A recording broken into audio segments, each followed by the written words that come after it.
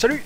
Bienvenue sur la troisième vidéo sur le stick arcade multiplateforme Do It Yourself, que je vais y trouver un jour un nom pour que ce soit plus simple, et pour faire la suite. Où est-ce qu'on en était arrivé? On en était arrivé à ce qu'on avait fait, le schéma de câblage du pad. Hein, de ce truc là! Hop là! On a fait le schéma de câblage. Je l'ai recommencé 3-4 fois, hein, même un peu plus que ça. Et en fait, je l'ai toujours pas bon. Ouais, ça fait un mois ou presque que je vous ai fourni un plan qui n'est pas bon. Je m'en excuse. C'est corrigé avec la vidéo d'aujourd'hui. Comment je me suis aperçu que le plan n'était pas bon? Tout simplement en faisant mes simulations papier. Donc j'ai pris mon petit schéma, j'ai pris mon petit doigt, puis j'ai suivi les pistes comme ça, et je me suis dit, bah tiens, qu'est-ce qui se passe quand j'appuie sur ce bouton-là? Ok. Et ensuite, je me suis dit, qu'est-ce qui se passe quand je n'appuie pas sur ce bouton-là? Je me suis aperçu à ce moment-là qu'avec la moitié des boutons que j'avais fait, hein, en fait, j'obtenais tout le temps les mêmes résultats, que j'appuie ou que j'appuie pas sur le bouton. Et j'ai fait, ah ouais, non mais ça c'est pas cool les gars. C'est pas cool du tout si pendant la simulation... donc ça veut dire que mon plan il est foireux. Et je l'ai corrigé. Je l'ai revérifié 5 fois, hein, parce que en plus, c'est mon troisième enregistrement de cette vidéo, hein, quand même. Et 2 fois, j'ai eu des doutes sur mon plan que j'ai revérifié. Et non, là, c'est bon. Je pense que je suis bon, là, au niveau du plan et de mes simulations. Bon. Ok. On verra après. Là, on va faire quelque chose d'un peu plus amusant. Hein. Qu'est-ce qu'on va faire? On va voir la correspondance des fils à ça. Ici, on a des trous, ils sont pas numérotés. Ici, on a des fils avec des numéros. Et comme on voit comment c'est torsadé là-dedans et qu'on sait pas si c'est torsadé ici non plus, hein, où est-ce qu'ils sont les fils? Voilà, ça c'est important à savoir parce que il faut faire des prédictions pour savoir qu'est-ce qu'on va trouver sur le fil, faire nos mesures pour pouvoir après répliquer ce comportement-là avec un microcontrôleur. Donc, qu'est-ce qu'on a besoin? On a besoin à nouveau de papier, d'un crayon, une gomme. Où est-ce que j'ai mis ma gomme? Ici. Hop là, une gomme. Et puis on va avoir besoin d'un multimètre. Donc on peut prendre un tout pourri comme ça. Hein. Ce qu'il vous faut, c'est le mode diode. Et sur celui-là, le mode diode, il est... c'est le truc rouge qui est tout là-bas. Hop là. Hop.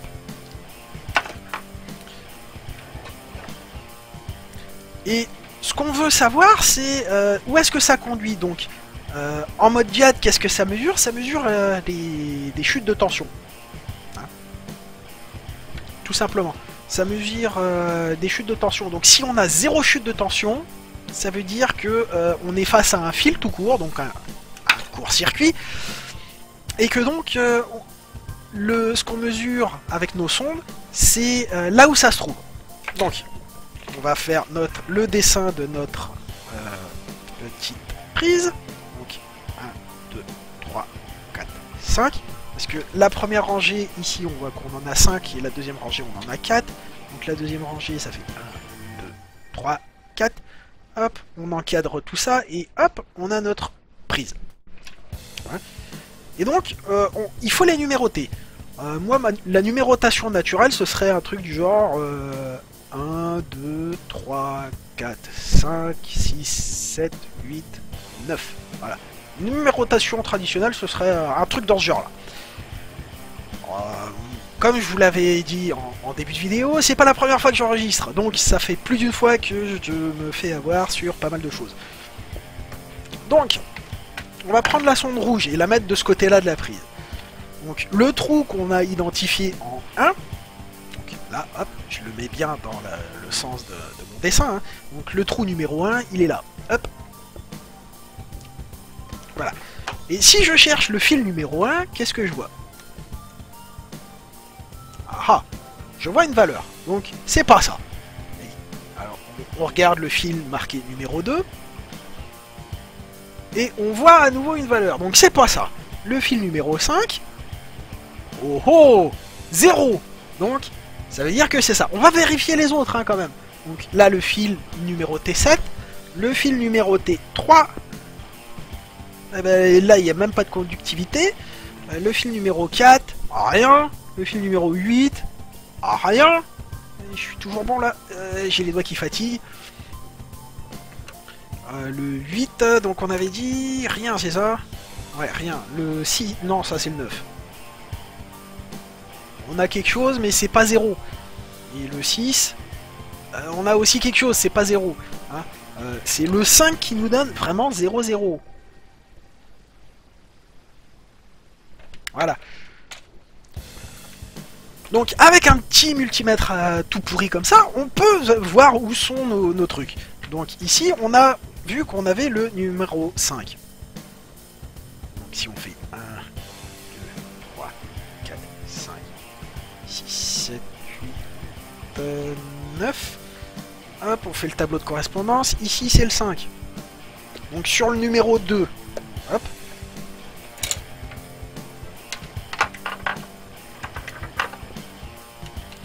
Donc, hop, on reprend comme ça. On met sur le numéro 2 ici. Voilà. Donc on cherche. Donc on regarde le fil numéro 1. Ok, le 2. Ok, le 5. Donne-moi le 5, toi. Ok. Le 7. Allez, donne-moi le 7, toi. Ok. Le 3. Ah, strictement rien. Le 4. Oh tiens, on a rien. On vérifie quand même. Le 8. Rien. Enfin, on a quelque chose... enfin, ça correspond pas à ce qu'on attend. Hop là. Donc, hop.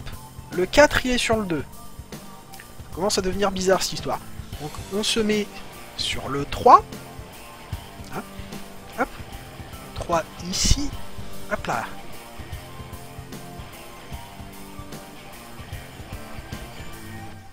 Hop. Et là on se dit, allez, on va parier que c'est le numéro 3 qu'on trouve ici. Alors le numéro 3 c'est le orange. Oh oh. On va vérifier les autres hein, quand même. Le 1. Le 2. Le 5. Bon, on peut s'arrêter là je pense. Hein. Le 3. Allez, on va vérifier le 4, mais il semblerait qu'on ait inversé les 1, 2, 3, 4, 5. Déjà. Il se peut qu'on ait inversé les nombres. Voilà, donc on regarde le 4. Hein, donc, hop. 1, 2, 3, 4. Donc on met sur le 4 ici. Hop.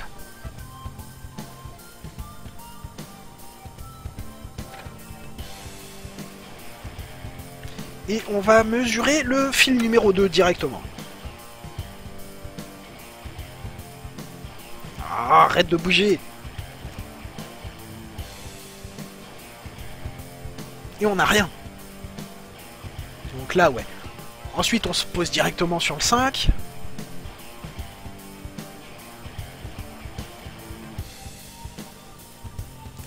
Et on vérifie que c'est bien le 1. Ouais. Là, il n'y a plus de doute. On a inversé les 1, 2, 3, 4, 5. Donc, hop. On peut aller modifier ici nos nombres. Et dire que, hop. Ici, on sait que c'est 1, 2, 3, 4 et 5. Voilà. Donc, on en est là. Ensuite, le 9. Hein, en dessous c'est le 9, hop, on vérifie que c'est le 9, donc le blanc ici.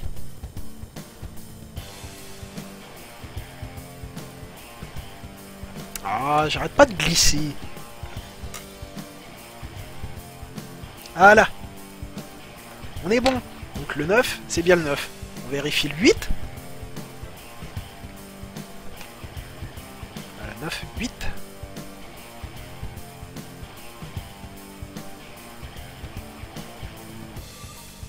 Oh.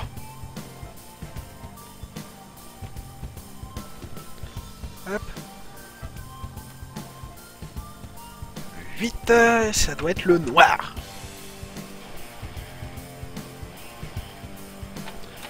Le 8 il est bon, donc on peut assumer que le 7 et le 6 sont bons aussi, mais on va les vérifier. Donc le 7.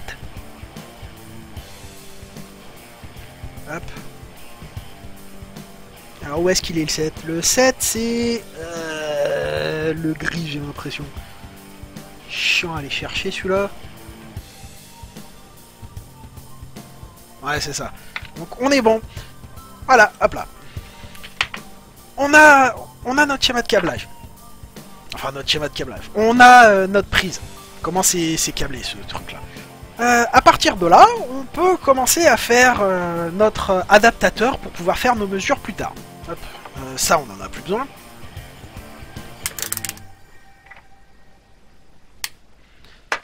Et là c'était pour démontrer que même avec un truc tout pourri comme ça, on peut quand même faire un peu d'électronique. Hein. On peut pas faire de la mesure sérieuse, mais on peut faire de l'électronique. Enfin, à peine quoi. Voilà. Puis c'est pas pratique, vous avez vu. Hein. Alors que si on prend un truc un peu plus sérieux de ce genre là, hein, on peut prendre une belle sonde comme ça qui va rentrer bien plus facilement, qui sera beaucoup plus facile à faire rentrer dans les petits trous. Hein. Hop, mais comme ça, pas de difficulté pour en faire rentrer papa dans maman. Et en plus, pour aller de l'autre côté, on peut prendre une sonde qui mord. Hein, une sonde, une pince croco comme on dit. Donc on met là, hop. Et on attache ici. Donc, hop. On se met en mode diode. Hop, mode diode, voilà. Et, et là, je suis branché sur le câble numéro 1. Et le numéro 1, il est là. Hop. Non, je suis à côté. Ah, c'est celui-là? Non plus. Où est-ce que j'ai merdé? Ah bah, j'ai pas branché.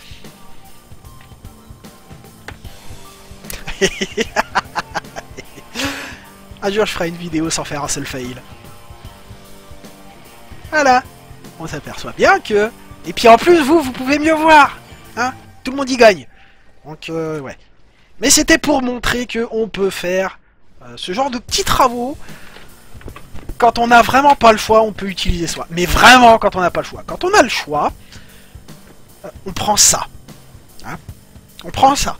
Ça, c'est bien pour le trimballer dans la poche, vérifier que la batterie de sa bagnole, elle fait plus de 12, à peu près 12 volts et demi, pour être sûr qu'elle est chargée.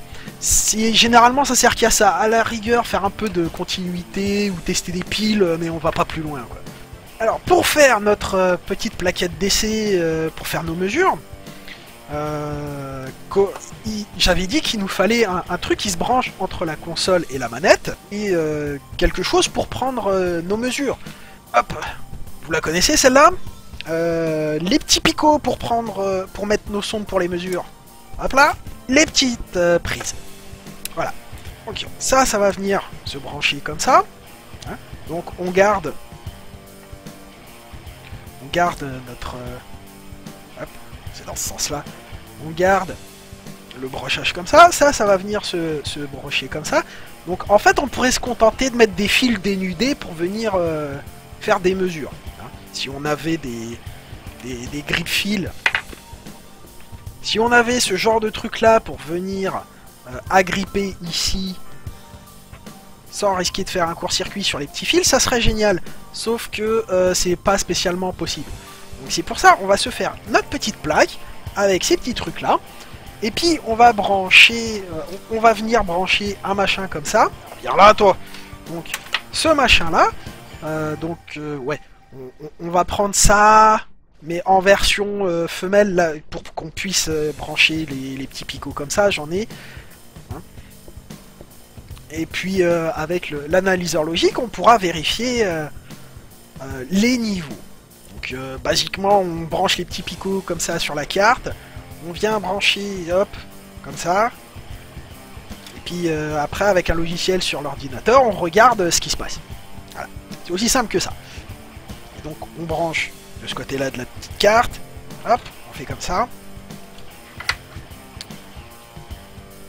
Et voilà. Donc on s'aperçoit qu'il nous faut quand même du fil pour relier les petites prises et les souder sur la plaquette. Plusieurs choix. Alors soit vous prenez du fil neuf, comme ça, avec les couleurs, et en plus comme ça, avec ce fil là, ce qui est rigolo c'est qu'on peut recréer les couleurs qu'il y a là-dessus. Hein. Ou alors, on a fait de la récup, et on peut utiliser une vieille nappe IDE. Hein. Vous voyez la couleur du machin. Limite, vous avez l'impression que je l'ai fumé le truc. Et on peut réutiliser ces petits fils là, comme ça on dépense pas d'argent dans des fils neufs. C'est quelque chose d'envisageable. Et il n'y a plus qu'à relier les pistes à ces petits trucs là, on soude. Et puis on respecte bien, c'est tout. Il y a que ça à faire. Tous nos composants qu'on a besoin sont dans le petit sachet. Hop là. C'est mis de côté pour la prochaine fois. Alors maintenant, il faut qu'on fasse des prédictions. Déjà pour vérifier que notre nouveau schéma fonctionne bien, ça je l'ai déjà fait pour vous, mais aussi pour savoir qu'est-ce qu'on va mesurer sur notre petite plaquette, prévoir, faire des prédictions des résultats. On va en faire 2-3, hein. Si les 3 sont corrects, c'est qu'on a vraiment compris le fonctionnement, qu'on a bien fait nos schémas et qu'on a bien fait notre boulot. Et à partir de là, on pourra faire un premier prototype avec un microcontrôleur. Comment on va faire? Il nous faut notre schéma. Une fois qu'on a le schéma, on va se mettre à la place de l'électricité et dire, voilà, si j'étais l'électricité, par où est-ce que je passe? Je me retrouve tout de suite, parce que moi, il faut que je fasse un peu de montage là pour passer sur la partie. On fait les prédictions de Madame Irma, l'électronicienne.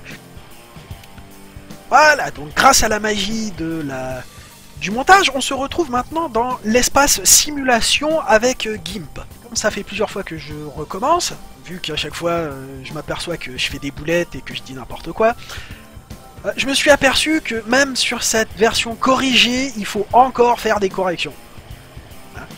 Par exemple, ici, non, c'est faux. Ici, c'est faux aussi. Et vous vous doutez bien où est-ce que ça va se brancher? Pourquoi ces deux trucs-là sont pas branchés pareil que tout le monde ici, hein? Pourquoi? Parce que j'ai fait une boulette. Aussi simplement que ça, hein? Donc, on prend le noir et on fait les corrections. Hop, ça va comme ça. Voilà. Donc maintenant qu'on a fait la correction, on va pouvoir faire moins de bêtises et se mettre à la place de l'électricité. Mais avant d'aller faire de l'électricité et devenir complètement cinglé, on va regarder la documentation technique de ce truc-là. Hein, enfin, de la puce qu'on a ici. Donc, la documentation technique que je vous avais donnée dans la vidéo précédente, mais que je vais remettre dans la description. Au cas où. Voilà, c'était au cas où. Donc, on va faire notre petit tableau, parce qu'on sait qu'on a deux nibbles. Sauf que, ouais, nibble, je comprends pas ce que c'est. Nipple, je sais que ce sont des tétons. Et comme on en a deux des tétons, on va appeler ça des mamelons. Hein, le mamelon A et le mamelon B. On va se faire un petit tableau avec les mamelons A et B. Donc, on a les mamelons avec les fils qui viennent se brancher dedans. A0, A1, A2, A3. Et ce sont les pins respectivement 2, 5, 11, 14. Mamelon B. C'est pareil, on fait B0, B1, B2, B3. Et ce sont les pins 3, 6, 10 et 13. Voilà. Oui, je sais, c'est très sexuel, hein. Pin, mamelon, téton, réduit à ça pour faire des vues sur YouTube, si c'est pas malheureux. Et donc, on voit qu'on a aussi les pins 1 et 15 qui servent à quelque chose. La pin 1 s'appelle Select, donc on se doute directement que c'est pour sélectionner soit le mamelon A, soit le mamelon B, et que le 15, si on a fait un peu d'anglais, Output Enable, ça va nous permettre d'activer ou de désactiver la sortie en Y. Donc on fait aussi notre petit tableau avec les Y. Y0, Y1, Y2, Y3. Et c'est les pins 4, 7, 9 et 12. Ok, on va retourner sur notre schéma. Alors, comment sont câblés nos pins enfin les pins des mamelons? Donc on va regarder en A, donc en 2, on voit que c'est tout de suite branché sur 0. On sait en plus que la puce ne va pas inverser la valeur des entrées, enfin des mamelons A ou B, donc on sait que ça sera toujours 0 en A0. Ok. Ensuite on regarde le 5, pareil c'est connecté à la masse, donc on aura toujours 0. On regarde que la pin 5 aussi est liée directement à la masse et à la pin 15, donc on sait que la pin 15 sera toujours à 0. Ça c'est bien. Et que nous dit la documentation sur la pin 15? Elle nous dit que sur un niveau bas, donc à 0, ça permet les sorties de transmettre les données. Donc en gros, ça nous dit que ce qui va en entrer là pourra ressortir ici, si ici on a 0. Ah bah ça tombe bien, on est tout le temps à 0. Vous demandez qu'est-ce que c'est que ce petit rond là? En fait, ça veut dire que c'est une entrée inversée. Qu'est-ce que ça change pour nous? Absolument rien. Ok, et si on regarde les pins 3, 6, 10, 13, alors 3, ok, c'est connecté à un bouton, 6, c'est connecté à un bouton, 10, ouais, elle est là, c'est connecté à un bouton, 13, c'est connecté à un bouton, ok. Donc, il y a juste 11 et 14 sur le mamelon A qui sont connectés à des boutons. Ensuite, regardons la pin 1, la pin Select. Qu'est-ce qu'elle fait, la pin Select? La pin Select, elle sert justement à sélectionner le mamelon A ou le mamelon B, hein, on l'avait dit juste avant. Enfin, je crois. Si je l'ai pas dit, c'est pas grave, c'est juste que je deviens vieux. Donc, ça nous dit qu'un niveau bas sur la pin 1, ça sélectionne le mamelon A. Et un niveau haut, donc avec de la tension, ça sélectionne le mamelon B. Ok, donc on va avoir une alternance entre A et B. Comment c'est géré? Aucune idée. Hein. Mais si on regarde comment c'est câblé notre machin, regardons à quoi est câblé, comment est câblé notre broche 1. Donc notre broche select qui se trouve ici. Donc c'est câblé comme ça. Et on voit qu'il y a le fil 7 ici. Qui vient là et qui vient se positionner en court-circuit. Ah. Alors comment la console... Enfin, qu'est-ce qui se passe? Alors, on peut supposer que au niveau du fil 7, côté console, il y a un petit interrupteur électronique, aussi appelé un transistor, qui va se mettre ou en court-circuit ou pas, pour relier le fil 8 à la masse. Qu'est-ce que ça veut dire si on relie le fil 8 à la masse? Ça veut dire que l'électricité, comme c'est une feignasse, elle va faire... Elle va passer par la résistance parce qu'elle n'a pas le choix, mais elle n'a pas envie d'aller travailler dans la puce. Hein. Donc elle va faire hop là. Du coup, qu'est-ce qu'on a ici? On a 0. Et si on a 0, la documentation nous dit, tac tac tac, on prend le mamelon A. Voilà. Mais si on se met pas en court-circuit sur le fil 7, qu'est-ce qui se passe? Donc ça veut dire que ici on a coupé le truc. L'électricité n'a pas le choix, elle vient comme ça, comme ça, comme ça, comme ça, hop, elle arrive là, et elle fait ah bah il n'y a pas de chemin par là, va falloir que j'aille travailler, pas de bol. Hop là, on a de la tension ici, on a un. Ça veut dire qu'on va sélectionner, d'après la documentation, avec le niveau haut, donc avec de la tension, le mamelon B. Hein, pas de jaloux, on fait une alternance entre le mamelon gauche et le mamelon droit pour savoir où est-ce qu'on va tirer le lait. Donc, ce qui doit se passer, c'est qu'à intervalles réguliers, la console doit alterner en court-circuit ou pas à ce niveau-là. On va avoir une alternance entre sorties A et B ici. Donc ça veut dire que si on fait la correspondance A0, A1, A2, A3, c'est égal... Enfin, A0 va à Y0, B0 va à Y0, ça veut dire qu'on aura les sorties... quand on est avec l'entrée ici A0, toujours, hein, toujours, Y0 et Y1, qui sont ces deux-là, et pin 4 et 7, qui seront toujours à 0. Ok. Ça, on le garde sur notre tableau. A2 et A3 peuvent être ou 0 ou 1. Bon. Alors maintenant, si on appuie sur rien du tout sur la manette, qu'est-ce qui se passe? Alors, on va suivre le cheminement de l'électricité, hein. On part du fil 5, hop, on arrive là, tac, on arrive là. Si j'appuie sur rien, l'électricité n'a qu'un seul chemin à suivre. Hop, elle arrive, et on a sur le fil 1 une tension. Donc ça nous fait un 1. Ok, on continue, hop. Et on voit que c'est la même chose ici, donc hop. Elle n'a pas le choix, elle part directement sur le fil 2. Donc ça nous fait un autre 1 sur le fil 2. Ok, donc ensuite on continue. Hop, on arrive, hop. Donc le bouton B, hop. Et on arrive à pin 10. La pin 10, on a vu, c'est le mamelon B. Donc, si on appuie sur rien du tout, sur le mamelon B, on a un 1. Ok. Vu que la pin 10, c'est B2, ça veut dire qu'en Y2, on va avoir un 1 aussi. Y2, c'est la pin 9. Donc ça veut dire que sur le fil 9, on va avoir un 1 aussi. Hop là. Ensuite, on continue. Hop. Donc le bouton C, hop, on arrive sur la pin 13. La pin 13, c'est aussi le mamelon B. On sait qu'on a un 1, donc on va avoir sur B0, B3, la pin 13, un 1. Ça veut dire que sur Y3 de l'autre côté, on va avoir un 1 aussi.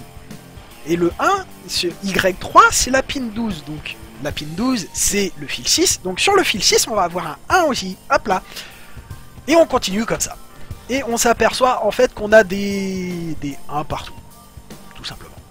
Tel que c'est câblé, c'est des 1 partout. Donc quand on appuie sur un bouton, en fait, c'est quand on appuie sur un bouton que ça va changer quelque chose. Voilà. Donc on a des 1 partout.